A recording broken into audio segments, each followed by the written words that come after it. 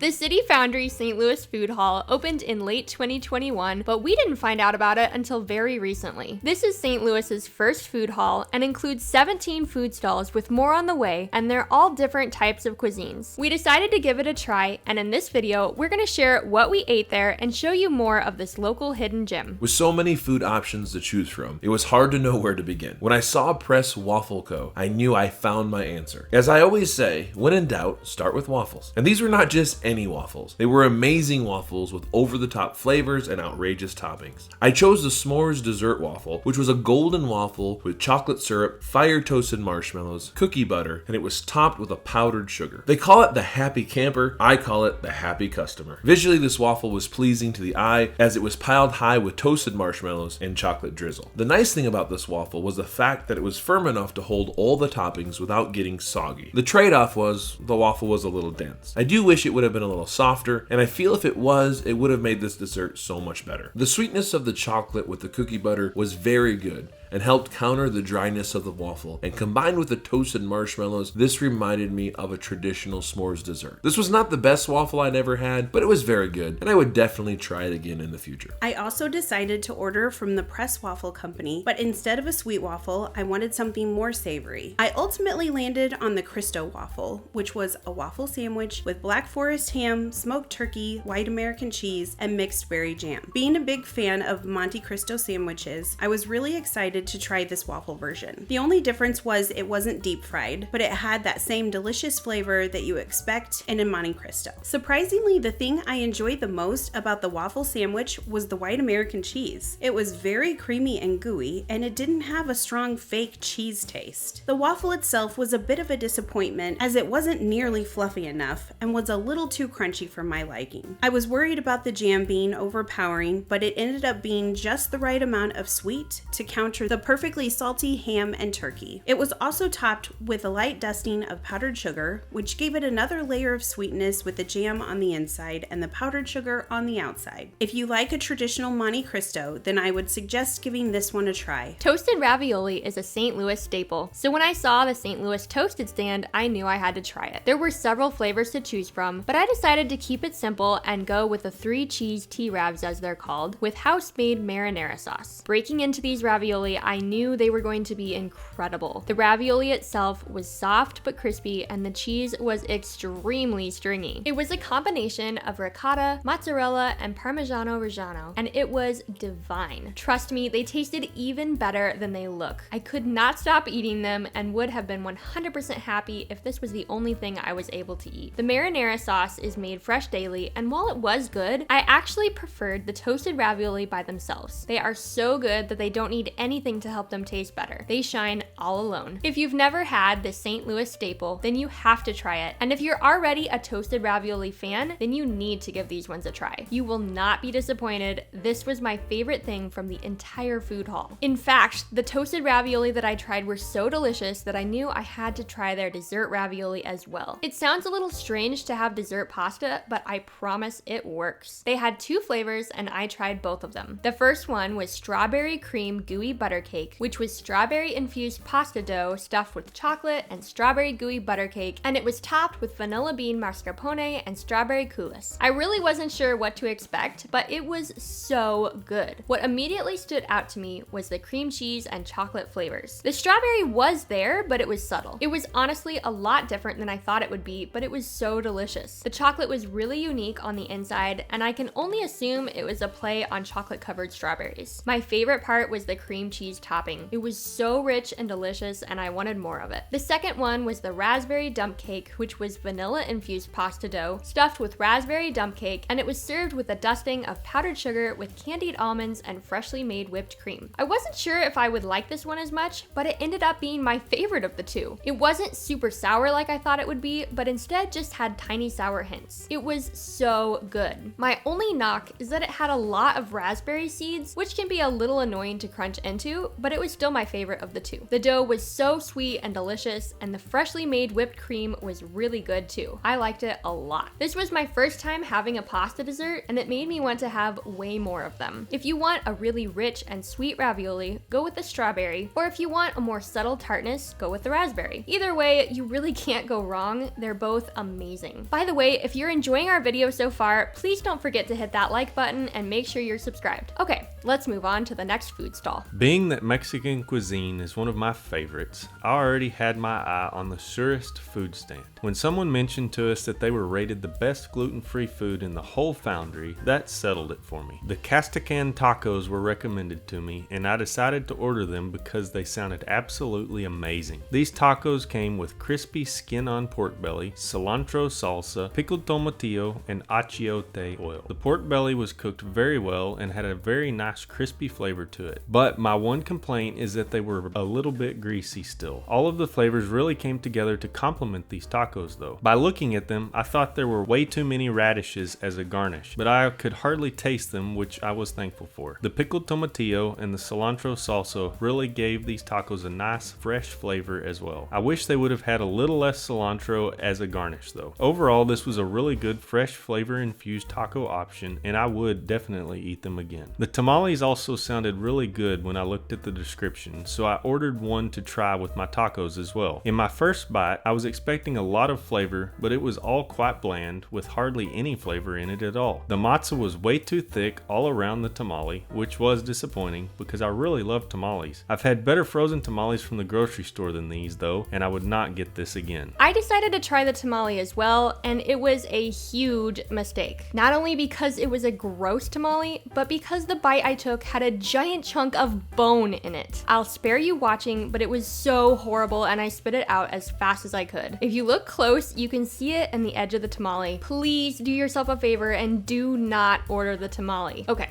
you get the point, so let's move on. After starting my meal out the right way, with dessert, I decided to get some protein. I ultimately went to the Intergalactic Burger food stall because you can't go wrong with a burger. I ordered the Big Bang Burger, which comes with cheddar cheese, avocado, bacon, and it's topped with a fried egg. It also comes with a red hot aioli, but I opted to order mine without it. I should have asked to switch out the red hot aioli with their garlic aioli, as I tried that later on some of their fries. It was so incredibly good that I will absolutely be adding it to my burgers in the future. The burger itself was seasoned really well, but was a tiny bit dry. However, the runny egg countered this and turned it into a tremendous burger. The bacon added a great flavor and a nice texture, but come on, when doesn't it? I was a little disappointed with the avocado. It was prepared more like a guacamole with tomatoes and other veggies inside, which I would have been fine with, except that I couldn't taste it. It did add a nice creaminess. I just wish that it added some avocado flavor to the burger. I would absolutely go back to this food stall and eat there again, though next time I'm getting that garlic aioli. I was really excited when I saw that the Intergalactic Burger also offered a build your own fries option. And bonus, I didn't even realize that they would be waffle fries, and that made it even better. For my toppings, I chose sauteed mushrooms, garlic aioli sauce, and a fried egg. The first thing I said when I had my first bite of these incredible fries was, wow, they were so good. The fries were seasoned so well that they honestly didn't even need toppings. I was a little bit worried that adding toppings would make them soggy, but they were so crispy to begin with that it wasn't even an issue at all. The texture was everything that I wanted in a fry. I don't know why I've never thought to put eggs and mushrooms on top of my fries before, but the combination was so divine that I'm going to want them on my fries from now on. The fried egg on top added an incredibly rich flavor from the yolk, and the mushrooms were sauteed well and helped me get my veggies in for the day. I know my husband thinks I'm weird for liking mayonnaise on my eggs, but this garlic aioli combined with the eggs and the fries themselves was